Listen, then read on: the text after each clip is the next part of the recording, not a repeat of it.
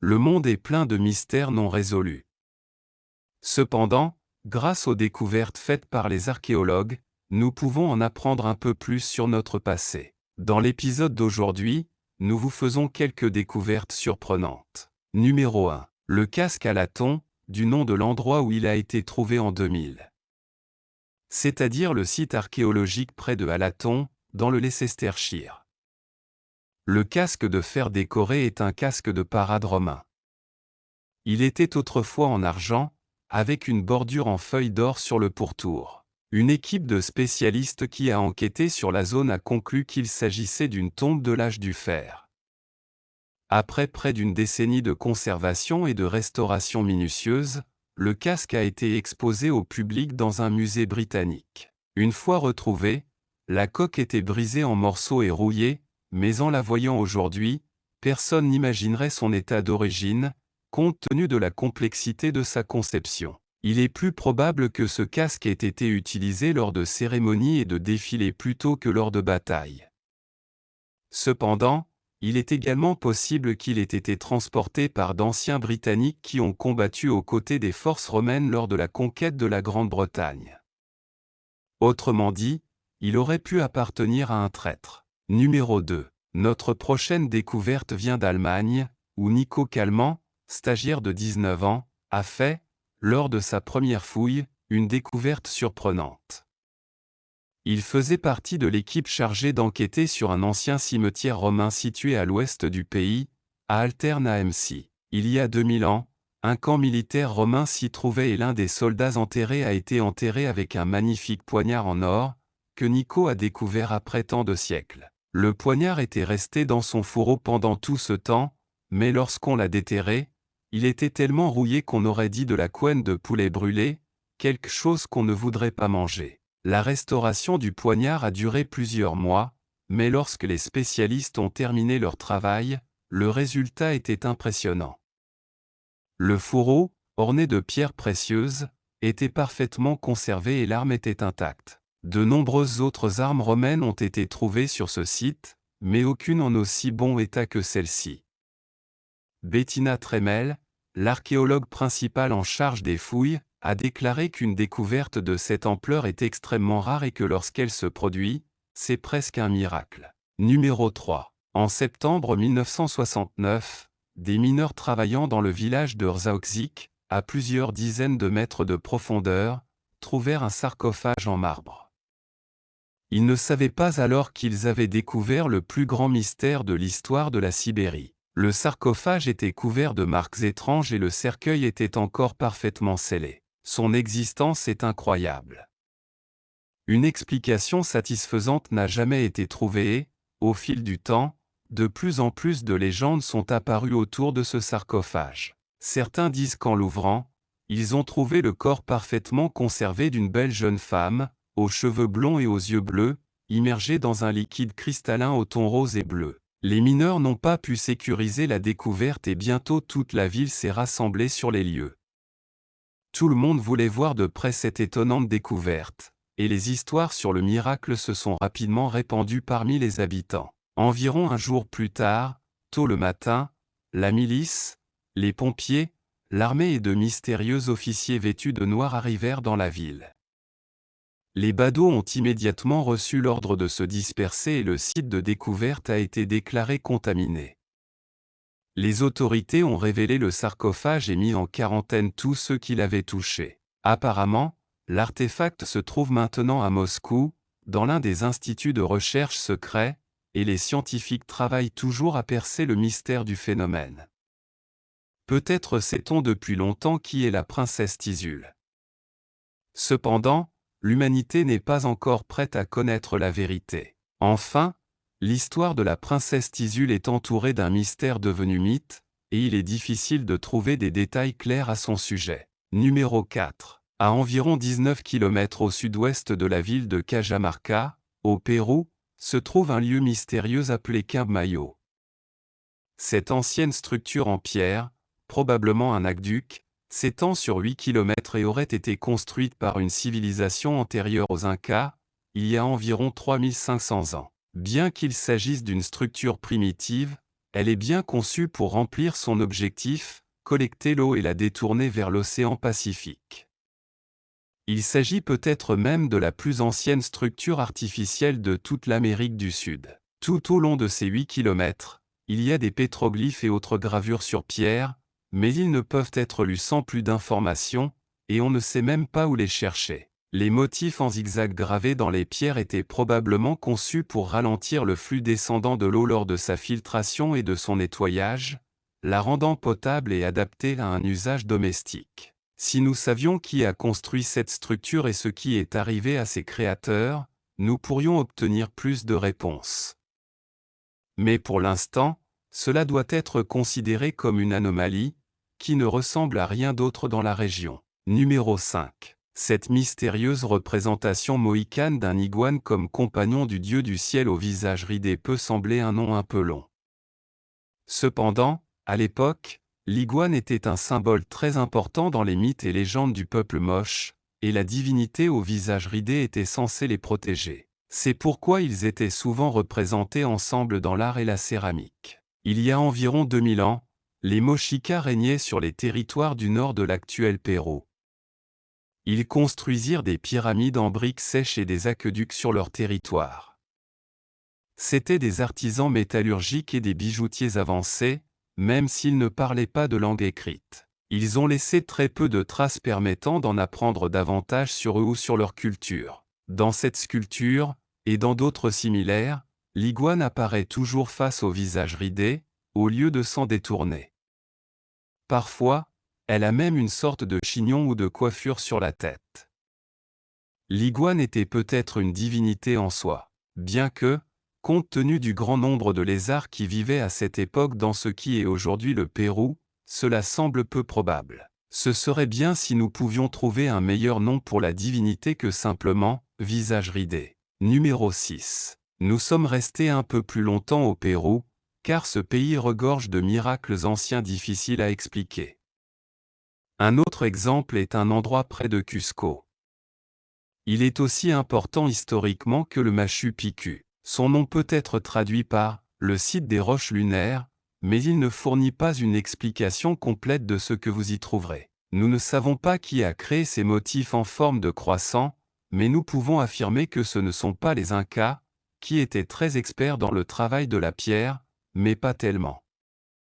Il est plus probable qu'il s'agissait des habitants de Anampacha.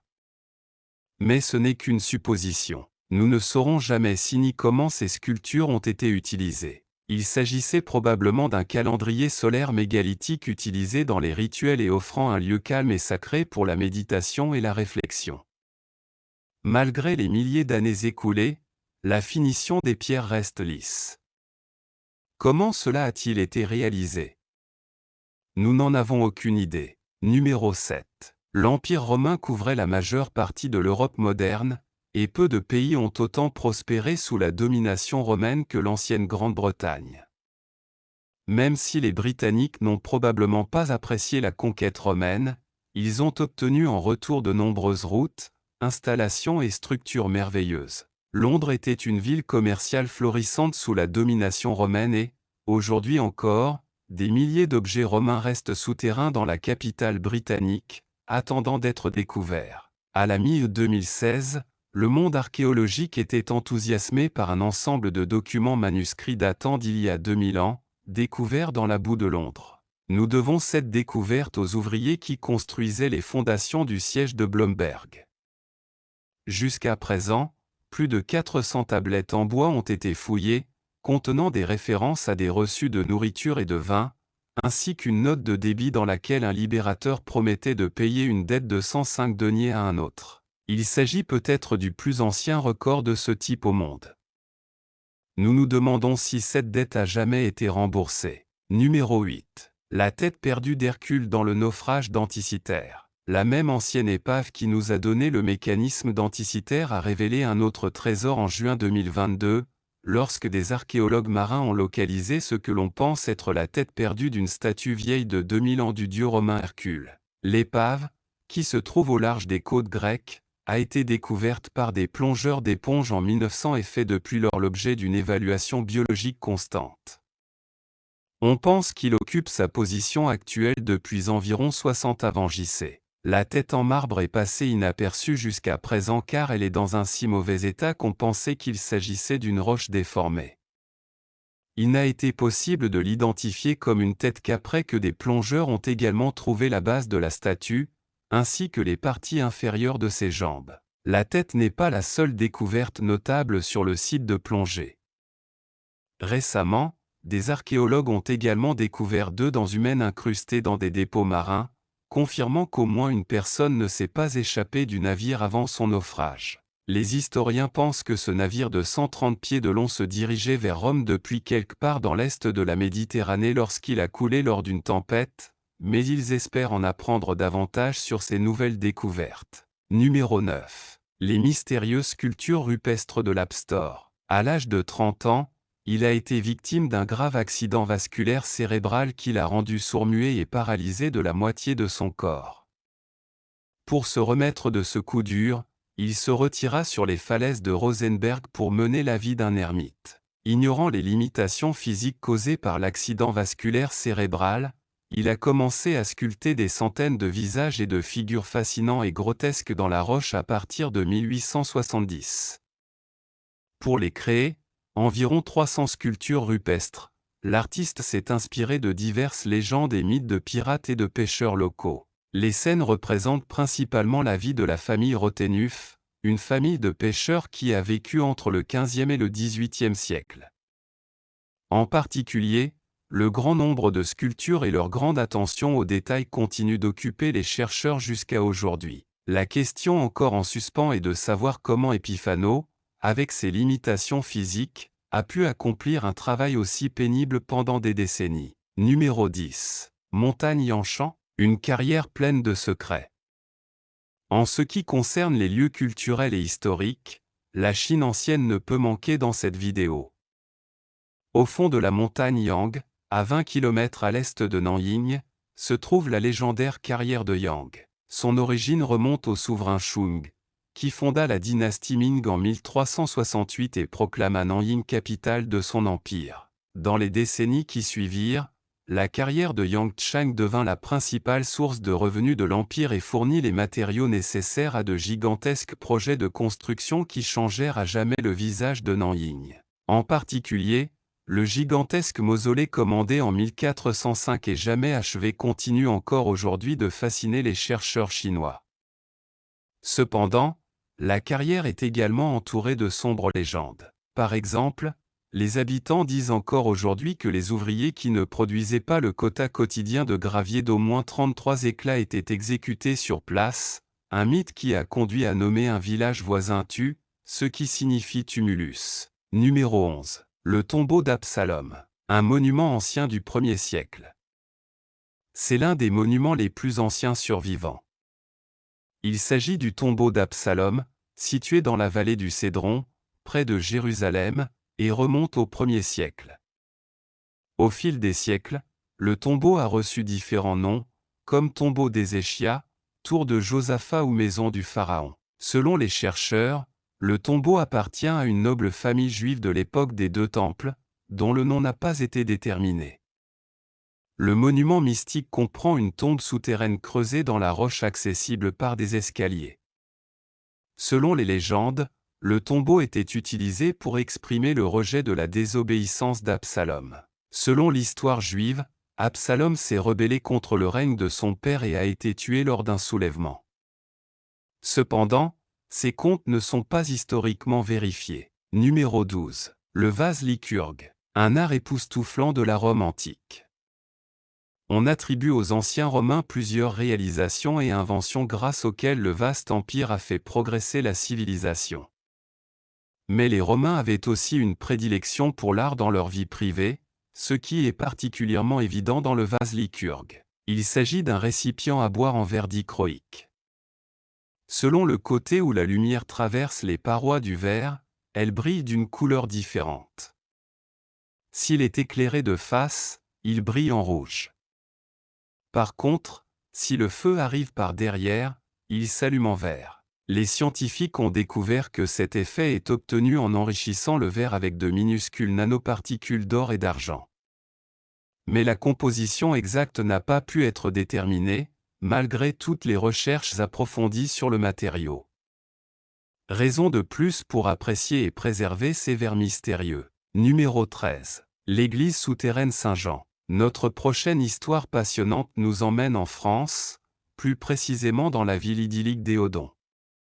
Voici l'église souterraine monolithique en pierre sculptée de Saint-Jean, qui ravit les historiens et les touristes. Selon ce que les chercheurs ont découvert, l'église a été conçue à l'origine pour abriter des objets religieux de valeur conservés dans un reliquaire et protégés des voleurs. Au cours des siècles suivants, l'église Saint-Jean servit également de cimetière. Certaines sources historiques suggèrent que les ouvriers qui ont sculpté l'église directement dans la roche calcaire ont été inspirés par les croisés de retour qui ont rapporté des histoires de temples souterrains et de salles de trésors. Bien que les fonds baptismaux au centre de l'église aient probablement été conçus entre le IVe et le IXe siècle, il est possible que l'église n'ait reçu sa forme définitive qu'au XIIe siècle. Numéro 14. Tiwanaku, la porte du soleil. Restons un moment en Bolivie et voyageons près du célèbre fleuve Titicaca. Ici, on a découvert une ancienne colonie d'environ 4 km² qui, selon les historiens, a atteint sa splendeur maximale vers l'an 800 après JC. Entre 10 000 et 20 000 habitants, de nombreux objets d'importance historique ont été découverts, tels que des structures monumentales, des céramiques décorées et des blocs mégalithiques. Alors que les objets ont été rapidement attribués à un peuple qui vivait il y a plus de 1200 ans, le monolithe appelé Puerta del Sol continue de susciter des spéculations jusqu'à aujourd'hui. Ce dont il s'agit en détail restera probablement à jamais inexpliqué, car les historiens, malgré toutes les recherches, n'ont découvert aucun indice concret sur la signification et le but du monolithe. Dans la croyance populaire bolivienne, la Puerta del Sol est considérée comme un lieu mystique qui relie le monde des humains à celui des dieux. Numéro 15. Une vision de l'Inde, les statues et monuments de Varangal. Depuis des milliers d'années, l'Inde lointaine captive les gens avec son histoire passionnante et sa culture variée, qui ont donné naissance à de nombreux monuments impressionnants. Parmi eux se trouve la mystérieuse colline Gopashal, qui est l'un des monuments jaïns taillés dans la roche les plus grands et les plus importants du pays. Populairement connu sous le nom d'Ex-Bazar ki Babadi, le lieu est associé à plusieurs divinités hindoues. Selon les légendes, les dieux seraient intervenus dans la création des statues pouvant atteindre 18 mètres de haut qui entourent la colline de Gopashal, dont certaines datent du VIe siècle, époque où les possibilités techniques des hommes étaient limitées. Alors, comment des monticules et des statues aussi impressionnants ont-ils pu être creusés dans la roche? Avec l'aide divine, du moins jusqu'à présent, il n'existe aucune explication scientifique. Au total, 10 objets mystérieux nous ont fait faire le tour du monde dans cette vidéo. Quelle histoire avez-vous le plus aimé et connaissez-vous un objet ou une technologie qui reste inexpliquée aujourd'hui? Laissez-nous vos avis dans la zone commentaire. Jusqu'à la prochaine fois.